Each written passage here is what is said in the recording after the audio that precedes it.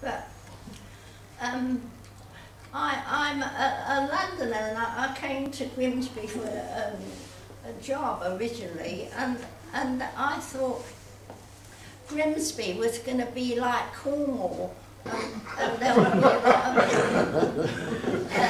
it would be very picturesque. Sorry to disappoint you. Bobbing about, and there'd be fish all over the place. You know, but anyway,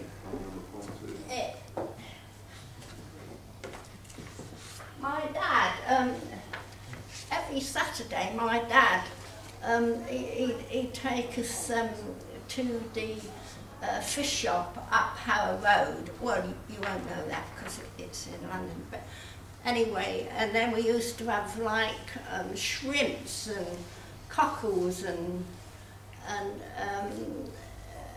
mussels and that, and winkles that you used to get out with a pin, but they don't seem to have winkles anymore.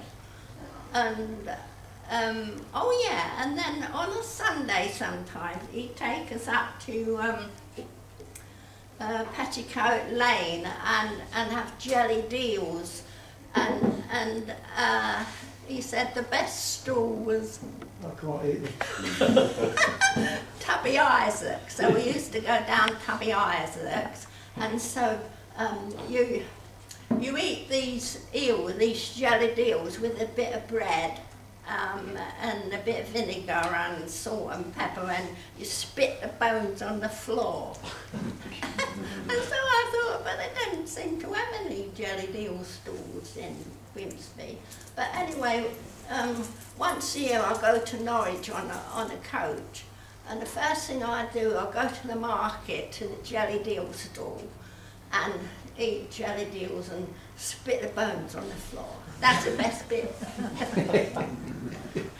Well, anyway, I've called it Fishy Tales. It came about because I was on the market at the fish stall, as usual, and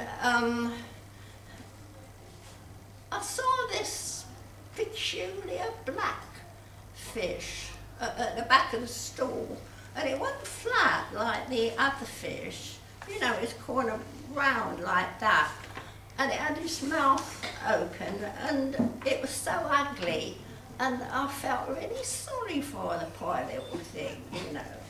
So, anyway, this is an unusual present, but will you like it? Well, there you go, your birthday. What shall I give you? That fish I saw on the market stall, hiding at the back, hiding behind the headless haddock and the cod, the expensive halibut, the slippery squid.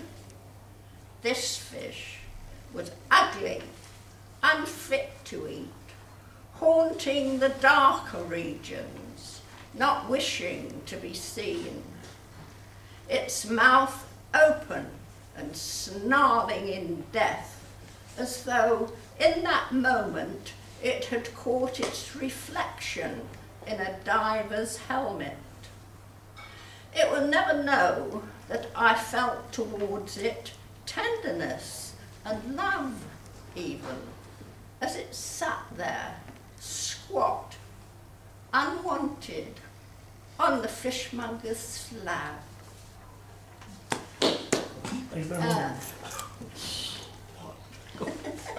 This one is called Sharks. Sharks, yeah. My fears of being eaten by a shark are slim. I cannot swim and don't go near the sea.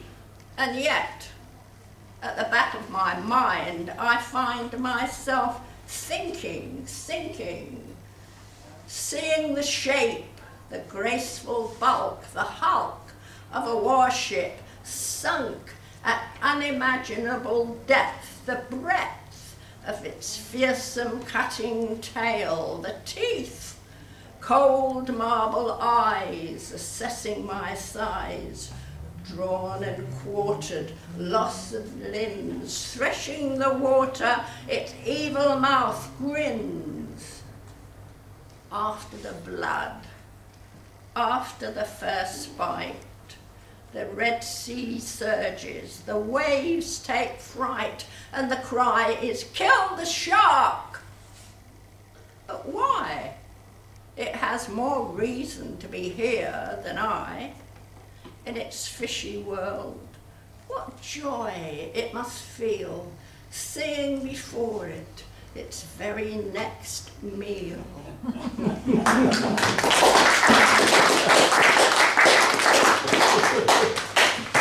This third one, I'm not sure if I read it last time. It doesn't matter though, does it? No. Let's see if I can find it. Where is it? Somewhere in there. Oh, here we are. Yeah, this is page 8.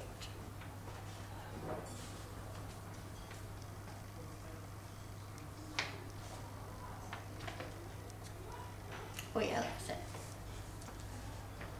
This is just called The Fish. I'm very fond of trout,